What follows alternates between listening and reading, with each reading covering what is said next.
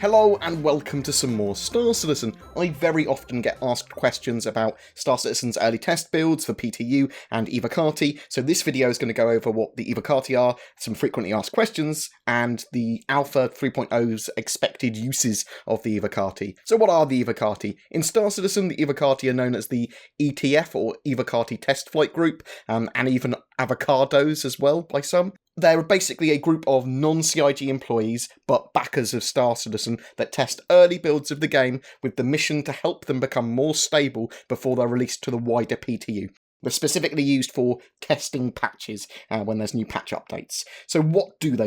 Their job is to find bugs and, as accurately as possible, describe that bug and how it occurred or occurs. They don't fix bugs themselves, they describe the symptoms of a bug as much and accurately as possible. It's down to CIG and Foundry 42 to fix those bugs. So certain game mechanics and rebalance changes might also be tested by the Evocati, making sure the intention of the gameplay is correct. Evocati are basically volunteer QA testers. They get updated builds daily sometimes, or asked to focus on a particular task or test. For example, they might have been asked to test Star Marine or quantum travel in the past, or landing, and make sure that that's working correctly. They are also extremely useful for stress testing servers and different configurations of hardware, as Cloud Imperium Games and Foundry 42 have a limited amount of manpower and PCs hardware that they can test on. NDAs. NDAs are non-disclosure agreements, and the Evocati members are bound by them. They're not allowed to record or stream footage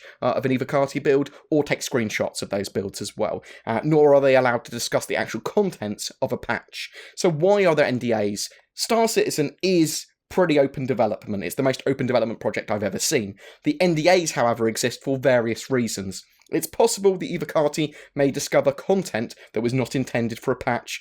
This could be something that was accidentally included in the inclusion list that we're not supposed to see yet, so it could be a particular level or something from Squadron 42, or a Vandal ship, or something like that. And typically, Evocati will deal with some very buggy builds that some players might find frustrating. You don't want random crashes appearing all over the media when the game crashes, when it's in a very early stage and it's being tested, I suppose. It's also possible that exploits and vulnerabilities could be discovered, which would allow you to get some form of access to something you're not supposed to have as well. You'll see NDAs and embargoes for alpha games and tests all over as well.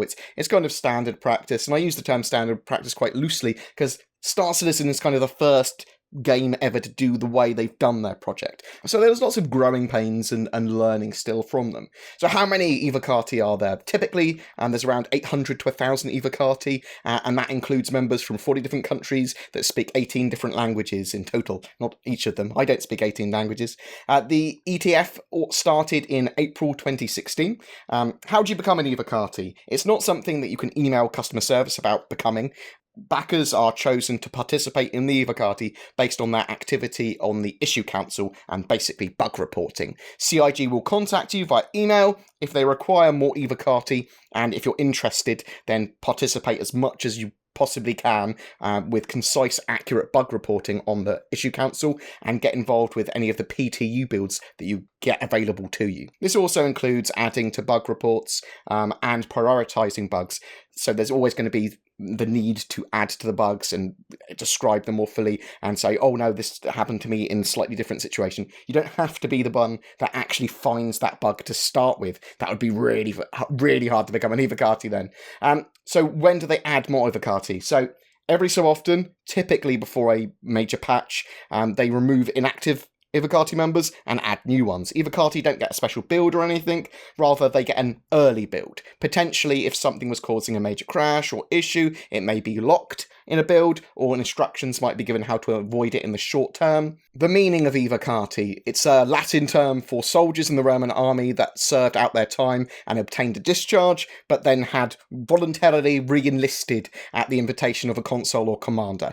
And obviously it's been adopted by Star Citizen because it's very Roman Empire, the UEE. Evocati in 3.0. So the Evocati 3.0 alpha patch could literally come out any day now. With 3.0, it's likely that the Evocati are going to be hammering out bugs with cargo, the mission system, the new ships, quantum travel, ATC, and general gameplay. It's All the new stuff, obviously, as well as performance issues both client and server side. It's currently unknown what the player cap is going to be on each server for the 3.0 live build. They want it to be as many as possible, but this is going to be determined during the Evocati and PTU phases. Alpha 3.0 does contain networking optimizations, both client and server side, as well as improvements to the CPU and GPU usage, but again, we don't know exactly what until it's in our hands.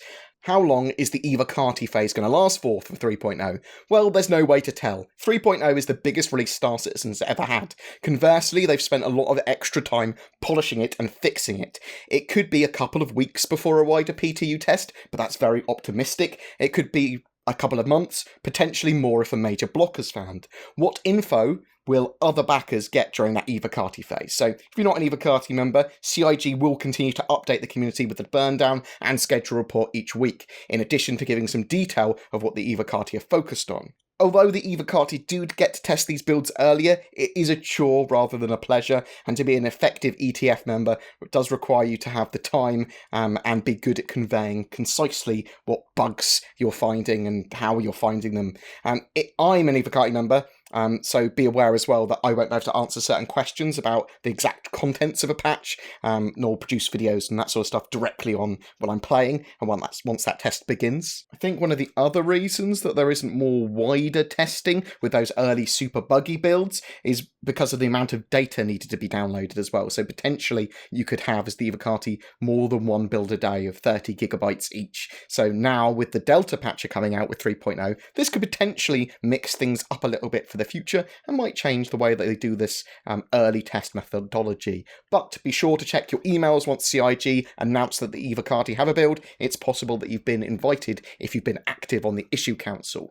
Every month we give away a ship. For September it's a Nox Q. All you need to do is be subscribed to my YouTube channel and comment on any of my Star Citizen content during that month. Do you have any questions about the Evocati, about 3.0's release, or Star Citizen's development in general? A special thank you to my Patreons who allow me to create the amount of content I do. If you're interested in becoming one of them, there is the link to Patreon below, as well as everything else that I could link that we've talked about. Please don't forget to like and subscribe, as it really does help me, and I'll see you in the verse.